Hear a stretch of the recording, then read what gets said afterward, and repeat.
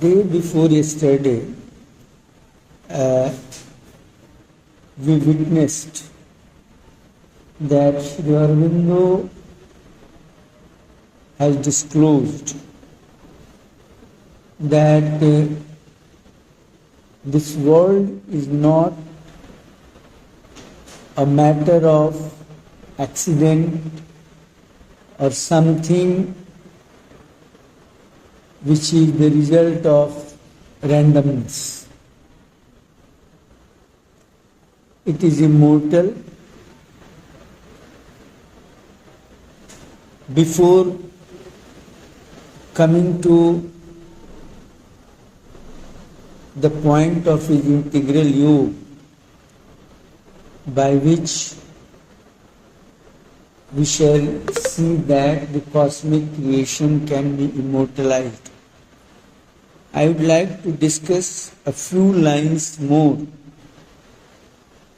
which reveals that this cosmic creation is essentially, very fundamentally immortal.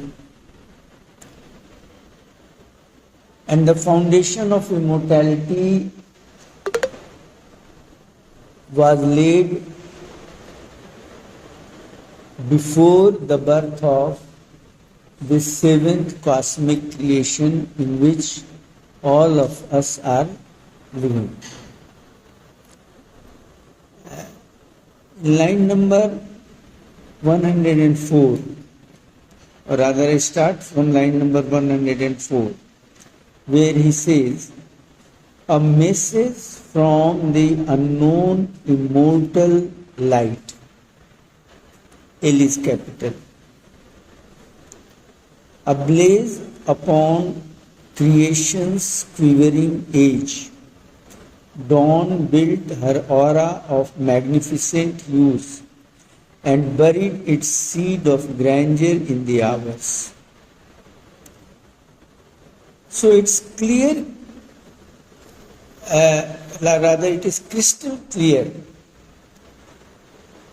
that it is immortality which pervades. Especially when he says a message from the unknown immortal light. Unknown immortal light.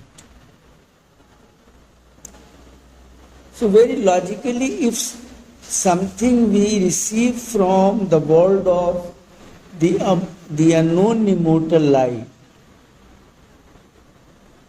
it is definitely a matter of immortality.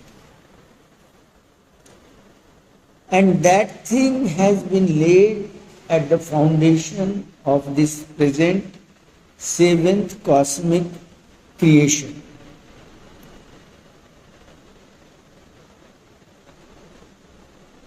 Later on, after a few lines, he says,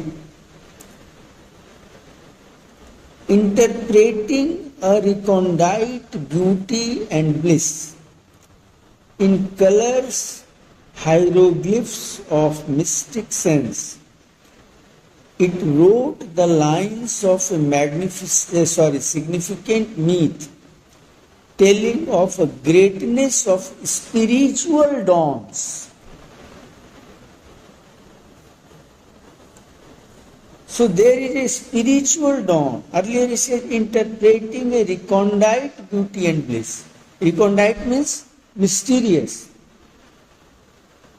It is mysterious not in itself, but it is mysterious to our evolving consciousness. Because our evolving consciousness is not compatible to the world of immortality. As human wisdom is incompatible to animal wisdom, our wisdom is incompatible to the divine wisdom.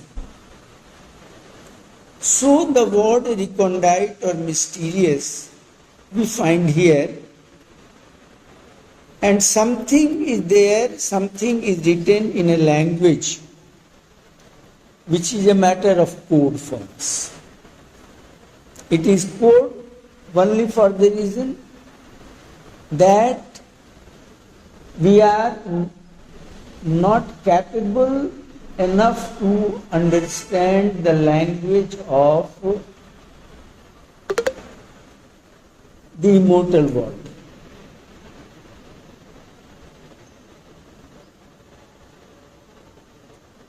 This thing, by way of some inkling, you can say, or by way of some intuitive influence, came into the mind of French linguist Ferdinand de Saussure. He speaks of langue and parole. Have you got some idea of it? Langue and parole. So langue is that which is a matter of abstraction. By abstraction, actually, he means the truth of that to which evolving human mind is not intelligible. So it looks abstract. It exists on the supra-physical plane of existence. So in such language, there is a clear revelation of the greatness of spiritual dawns.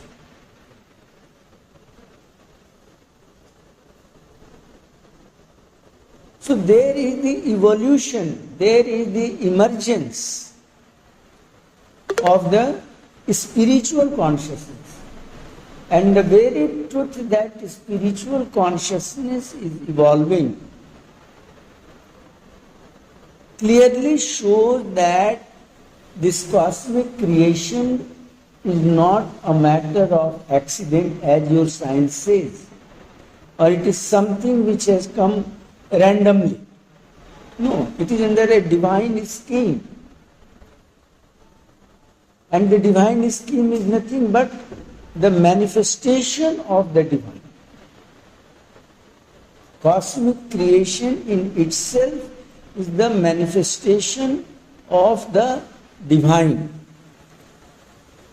And this very specific thing has been laid in the foundation of the pre-creation state of existence. Since this was not categorically done in earlier 6 cosmic creations, they underwent dissolution. And here in this very epic, Sri Aurobindo gifts us with his integral yoga. By that integral yoga, the cosmic creation will be immortalized. Actually, it is immortal. And since it is immortal, very logically you can say that where is the question of its immortalization? Since it is already immortal, you can give a logic, very correct logic you can give. But in appearance, it is not immortal. Supraphysically, it is immortal. But in its manifestation, it is not immortal. All of us are here immortal and mortal both, simultaneously. It is not a paradox, it is not a contradiction. You are immortal as well as you are mortal. You are immortal in your foundation, because you doesn't mean your corporeality, your physical manifestation, or your vital and mental manifestation. You means your divine self. And divine self is immortal. But the divine self manifests itself in what we call corporeality. That is not immortal because it dies out. Or this death in itself in one sense cannot be called death because of a scientific discovery that everything undergoes recycling phenomenon. We have a waste paper, so many waste things, and all are recycled. So what do you mean by recycling? That very recycling shows that the thing is in existence. The death of your corporeality is a matter of recycling. In that sense also, you are not mortal. But whatever mortality we see, such mortality will also go for ever. Because he is very much emphatic. Very emphatically said in the earlier line, a message from the unknown immortal light, ablaze upon the creation's quivering age. So it is the message of the immortality. It will not undergo dissolution. And again he says, he speaks of the greatness of spiritual dawns. So we are immortal from the point of view of our real self, and it is the supraphysical which comes to be physical, and it is the immortalization is a matter of this very physicality. But there is a point where supraphysical comes to be physical, and that point is the point where air comes into existence. Here in line number 136, Sri Aurobindo writes, air was a vibrant link between earth and heaven. Air was a vibrant link between earth and heaven. So initially we can see that earth is the plane of existence which links both. Actually, when supraphysical comes to be physical, it is air which is the first appearance of supraphysical in the form of air. So it is a link, and it is a vibrant link. There is the divine vibration here. By heaven, let us not mean that there is a place high above in the sky or in the universe or in the horizon where a different world is there. It is what we ordinarily think. Heaven, hell, earth, Swarg, Nark, or in other languages, Jannat, Dojak, so many words are there in different languages. Heaven is the plane of what Sri Aurobindo calls over-mind plane of existence. And over-mind plane is the cosmic plane of existence. When one comes to be many, as a result of the divine will, this cosmos comes into existence. And that cosmos, in that very cosmos, so many powers of the infinite one are born. So that is the heaven.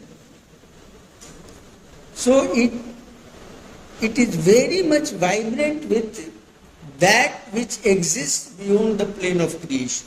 Supramental vibration is there on the plane of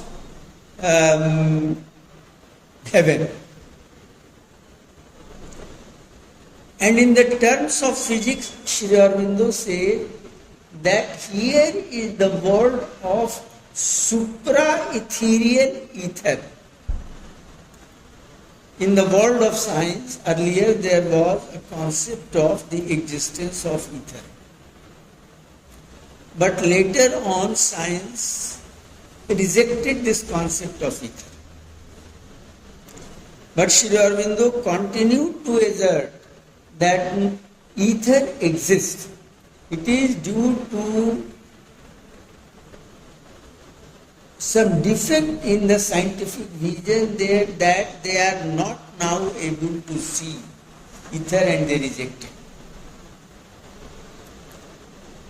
But there is a one celebrated person in the world of science, that is Albert Einstein. He doesn't reject, but he doesn't fully accept also. While propounding his theory of special relativity, he says, let us assume that ether does not exist.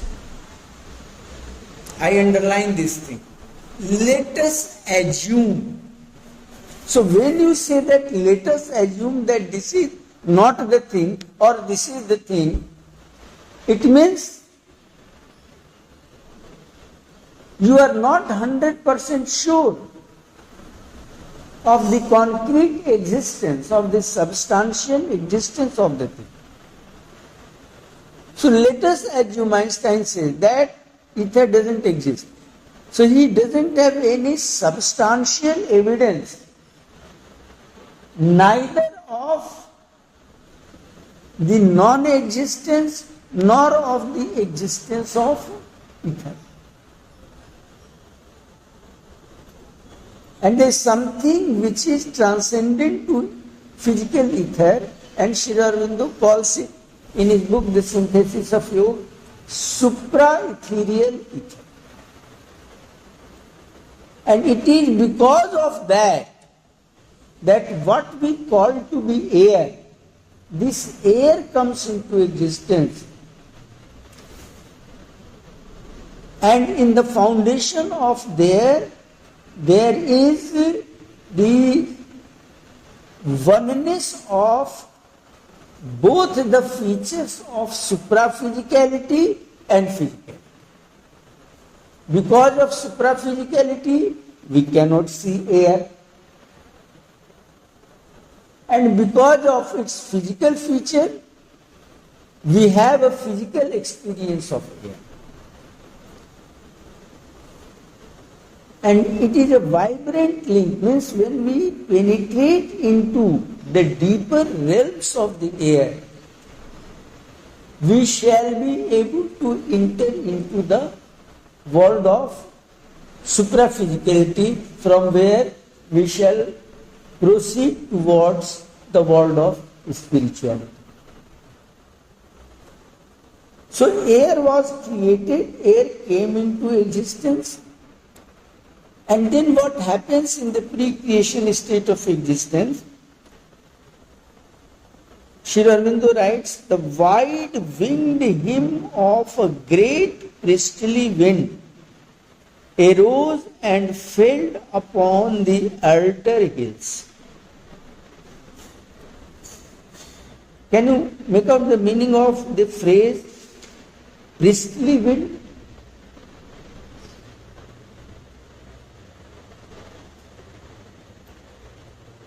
I would like to help you by referring to Wordsworth's vision of poetry which is clothed in priestly robe. Here, priestly wind in Sri Aurobindo. Wordsworth uses the term priestly robe. So, what is the meaning of priestly robe? Because when he uses the word priestly, he is not confined to a particular so-called religion of this earth. Because presently here on this earth there are so many religions and there are so many religious authorities, they are called priests. But here neither Wordsworth uses the term priest or priestly in this ordinary mundane sense, nor Sri Aurobindo uses it in ordinary mundane sense. When you say that poetry is spontaneously clothed in priestly robe, that clearly means that poetry is essentially the expression, manifestation of the spiritual truth. Similarly, here in Sri Aurobindo's line, that from above a priestly wind comes, means a divine wave comes down into that area, into that state of existence which we call pre-creation state of existence.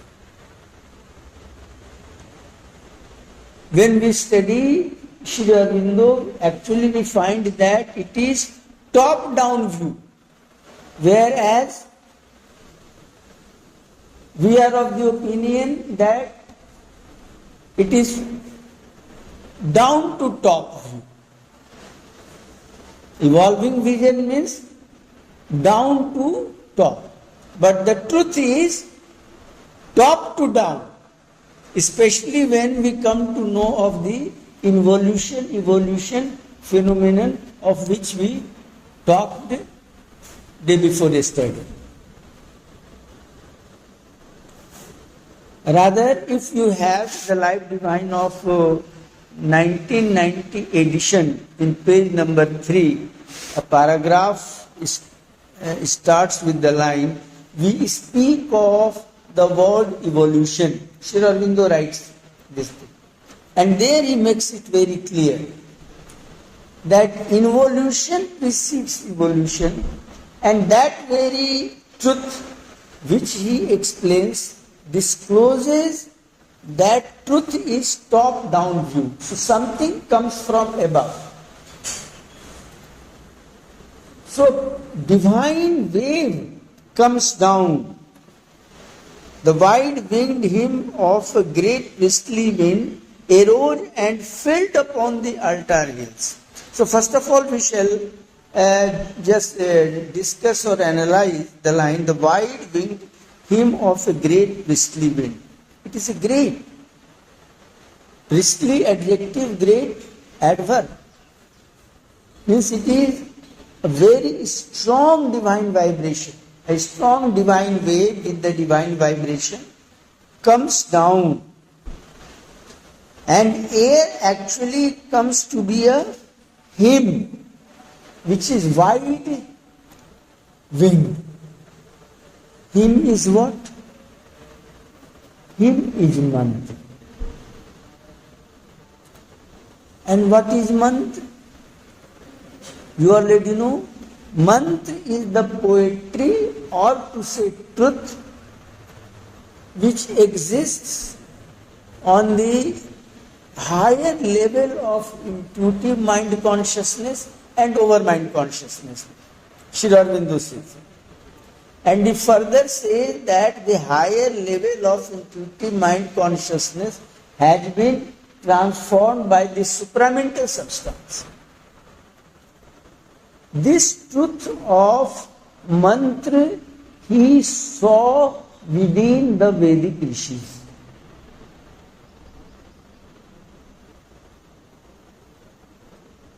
But later on, as a new generation, we must take his supramental consciousness into account regarding the mantra. Actually, the supramental consciousness is the origin of those planes of consciousness which Sri Aurobindo witnessed in the Vedic rishis. And you know that intuitive mind consciousness is what? It is a ray of the transcendent supramental. It is a ray. It is a ray because it has entered into the world of mind, creation, cosmic creation. Means within limitation, in that world where principle of separation operates, principle of division operates, so in the form of ray, the supramental comes and we call it intuitive mind consciousness. And it is capable of giving us the vision of future or the vision of past also. That is to say, it is a matter of spacelessness and timelessness. So when Sri Aurobindo speaks of all these things, how can you say or how can I say that this cosmic creation is a matter of accident? This hymn, this mantra is wide winged. So wide winged means it is capable, hymn or mantra is capable of taking us to the unknown higher realms of transcendent divine. That is why he speaks of or he uses the term the wide-winged hymn. So whatever he describes here, all these things are within his vision, within his physical vision. That is why he is able to present it before us. So it is Sri Aurobindo who is the manifestation, who is the embodiment of supramental consciousness, who is able to show it. But a common man like you and me are not able to see this. So we have to undertake the yoga of Sri Aurobindo, to have a vision of what he says. Whatever he says, it is verifiable. We can verify it, but to verify it, we have to make ourselves qualified for that. We have to make ourselves capable for that.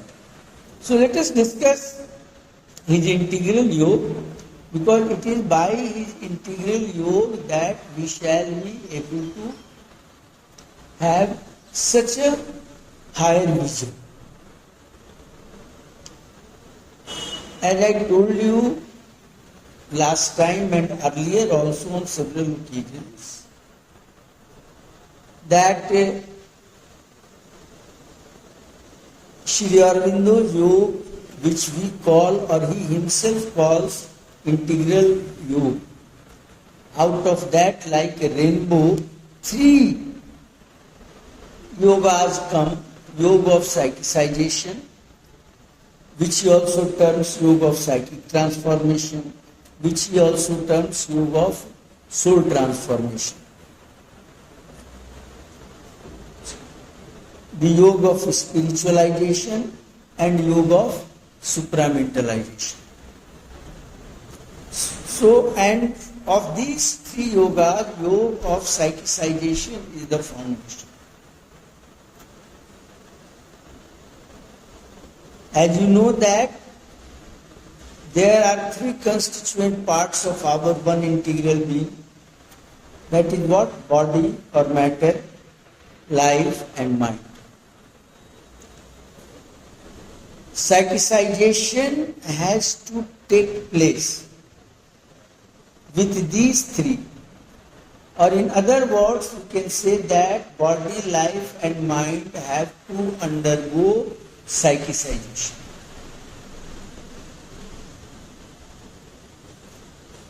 So what this psychicization is? You know that with this body, life and mind, there exists divine self in us.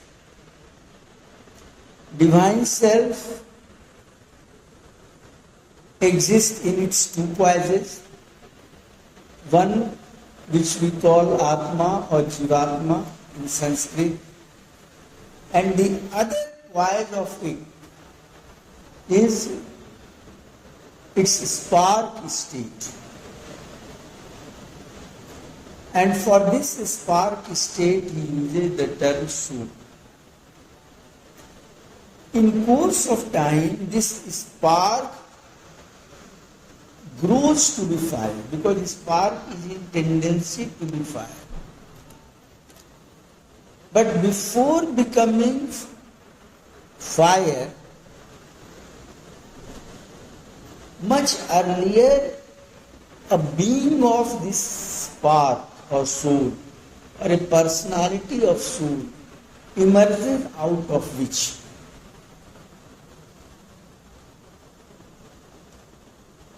and he terms it psychic being. Psychic entity he also calls, and he gives a Sanskrit term also for it, that is Chaityapurush. I told you earlier, to make it understand all the more clearly, that in computer's language, let us see this Chaityapurush as the zipped file of Jivatma or Atma, which is not zipped, which is unzipped. This zipped file has to be unzipped. Only then this psychic being or Chaityapurush will emerge. And when it emerges, this psychic being, which ordinarily remains behind body, life and mind, its location is the heart, it comes forward and takes over the command of your three constituent parts, body, life and mind. With the result that the very consciousness of Chaityapurush, which is essentially the divine consciousness, descends into these three parts, and they undergo an evolutionary change. Earlier, they were regulated by the principle of separation. Now, this principle of separation dies out. There is a state of integrality among these three, and they are capable of receiving what comes down to them from the above. And then you become at that time Chaityapurush. You are not Manomay Purush, mental being. Manomay Purush is the word which comes in Sanskrit. Manomay Purush means mental being. You are not a mental being. You are not a life being.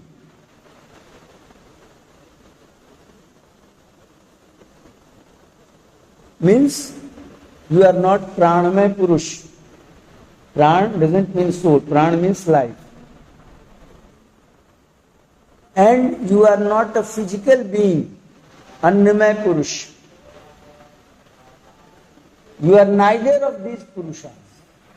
You are neither Anna Purush, nor Prana Purush, nor Manomay Purush.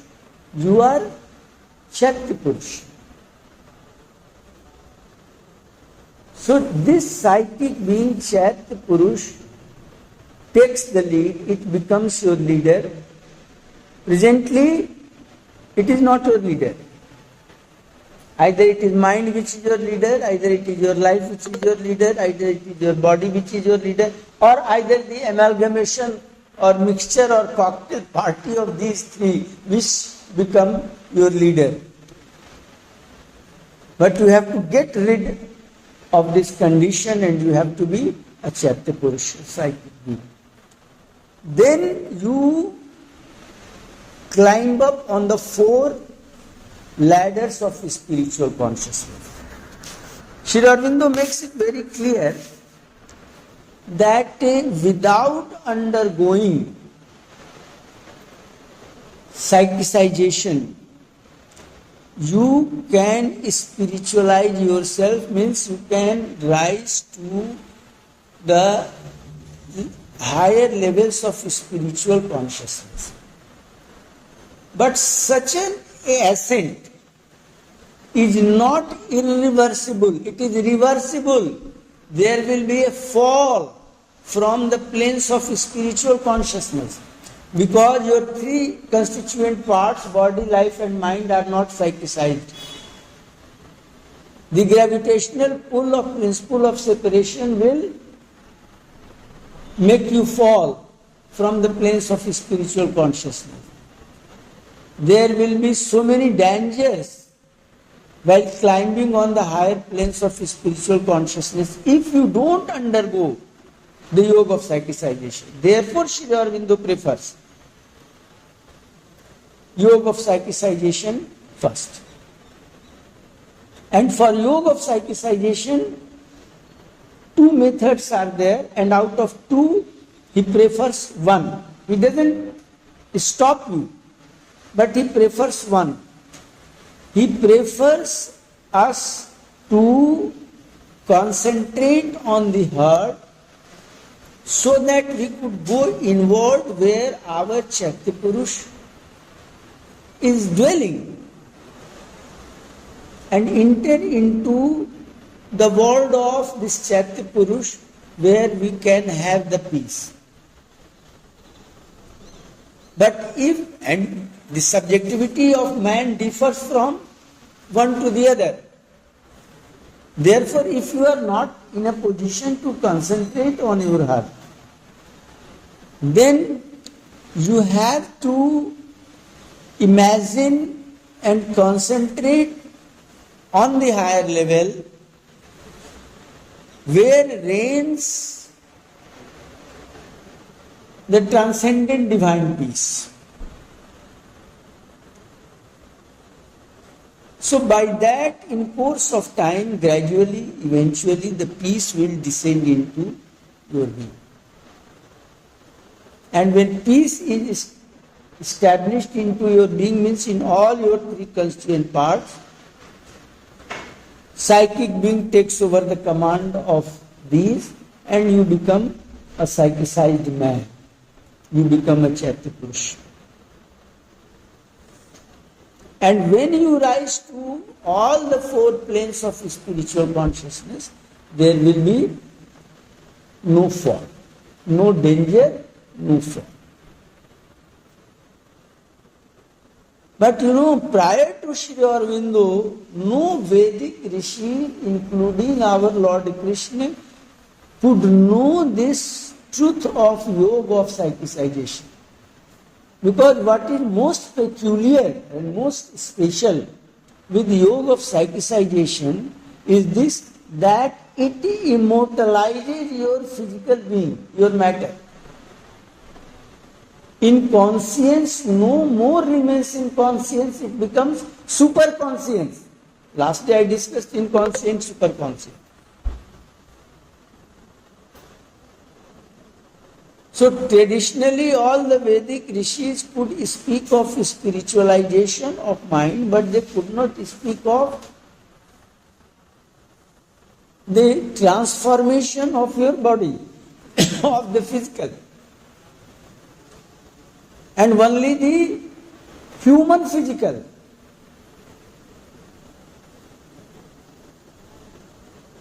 There was no question for the divine transformation of the crude matter. This truth could not come into the vision of any other Rishi prior to Sri Aurobindo, and for the divine transformation, and that is to say, for the supramental consciousness which exists beyond the plane of creation, that supramental will descend into this last matter, and the transformation will take place accordingly. So this possibility, or rather a certitude, has been created by this yoga of psychicization of Sri Aurobindo. So this is a decisive step towards the immortalization of the cosmic creation. Then you rise very safely to all the four planes of spiritual consciousness, of which we earlier discussed while discussing what mantra is. And finally, we have the yoga of supramentalization. And in the epic Savitri, Savitri yoga is the yoga of supramentalization. When Savitri is born, she is married, and she knows that after 1 year of her marriage, she will be widowed, her husband will die. She receives a command from the above, from the transcendent divine plane, supramental plane. And the line is, Sri Aurobindo writes, O soul, arise, arise, arise. Vanquish time and death. Vanquish means conquer time and death. What is time? What is death? Time is the result of the operation of the principle of division. Death is also the result of the operation of the principle of division. So when Sri Aurobindo writes here in the epic, arise, arise, O soul, conquer time and death, means he speaks of replacing the principle of division with the principle of transcendent oneness of the consciousness. And this very replacement or establishment of the principle of transcendent oneness of the consciousness is the immortalization. So supramental consciousness has to be brought down. So it is by Savitri yoga of supramentalization. And she begins her supramentalization when Sri Aurobindo says, Savitri surged out of her body's wall. Let us see the line, last line. Then Savitri surged out of her body's wall and stood a little span outside herself and looked into her subtle being's depth, and in its heart, as in a lotus bud, divined her secret and mysterious soul. So, this is how Savitri undertakes the yoga of supramentalization. Firstly, she supramentalizes herself, her individual being. Then later on, she supramentalizes all the planes of existence, which Sri Aurobindo has discussed in the epic Savitri in detail.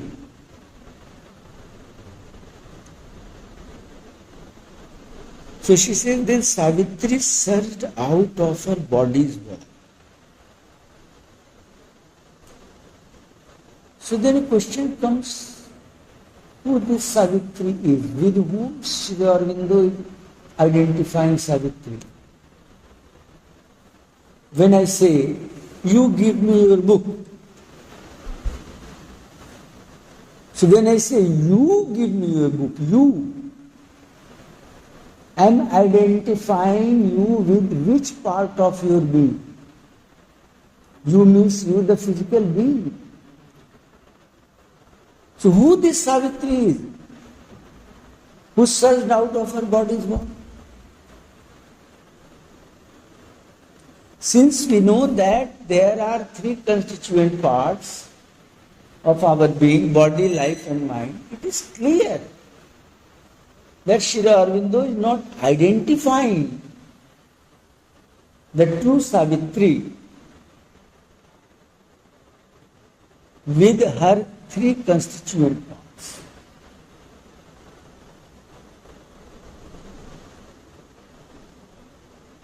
So obviously he identifies Savitri with her psychic being,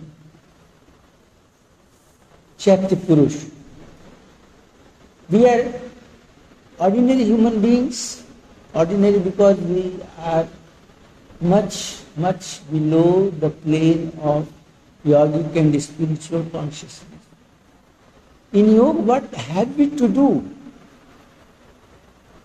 In our yoga, we have to make these three constituent parts identify themselves with this psychic being or Chaitu Purush.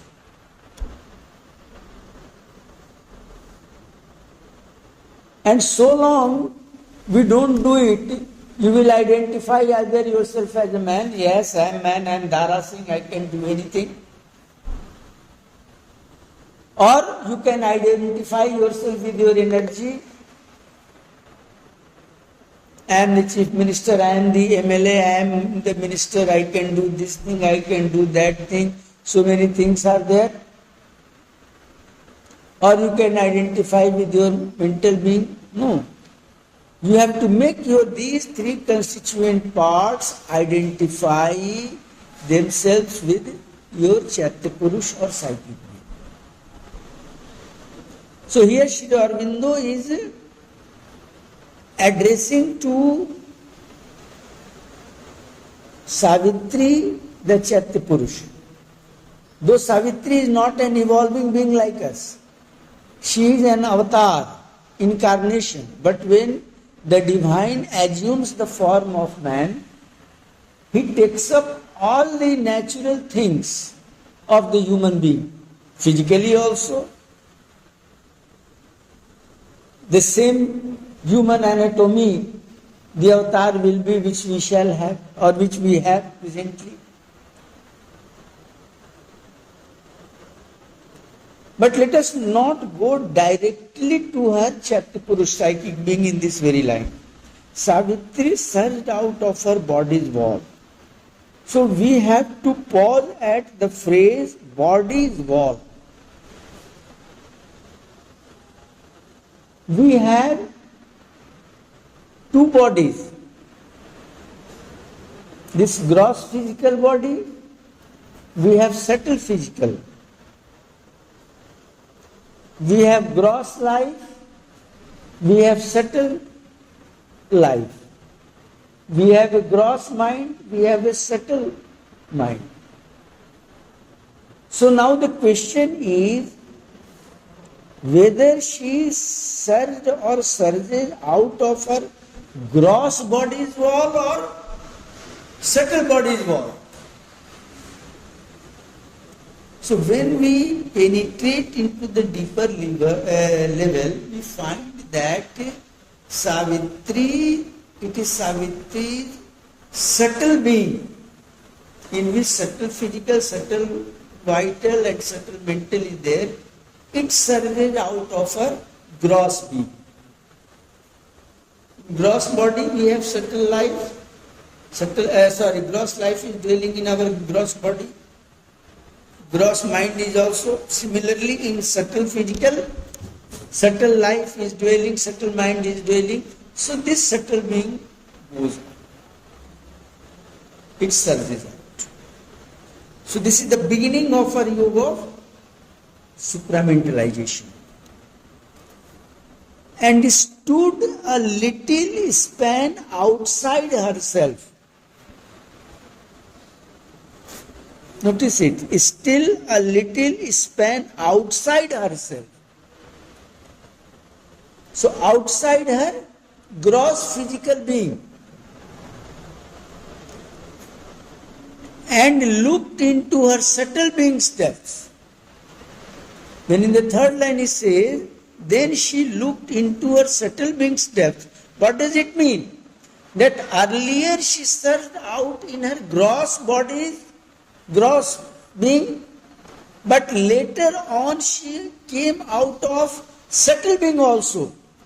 That is why Sri Aurobindo writes that she looked into her subtle being's depth. If you look into the whale, जब आप कुएं में देखते हैं, what does it mean? You are not within the well, you are outside the well. Only then you are looking into the well. So when Sri Aurobindo said that, and looked into, means Savitri looked into her subtle being's depths, means firstly she came out of her gross body remaining in her subtle being, subtle physical. But later on she surged out of her subtle being. She means here, finally her psychic being comes out. Her being, and in its heart as in a lotus bird. And then she looks into her heart. It is not the physical heart. It is her subtle heart where she looks into. So in this way, she begins her yoga of supramentalization. Since the epic consists of 24,000 lines, it is not possible to discuss in such a very short time. Today and only tomorrow is the last day for that. So in brief we shall discuss. Later on, if you are interested, we shall connect ourselves with Zoom, etc. But here what I want to tell you in brief, that it is by Sri Aurobindo's integral yoga, of which the yoga of supramentalization is the pinnacle of his integral yoga. It is by that the entire world is supramentalized. Because earlier it is psychicized, then it is spiritualized. In the absence of Sri Aurobindo's yoga of psychicization, you know, this spiritualization was also not complete. It was too incomplete to be spiritual in true sense, in the absence of psychicization.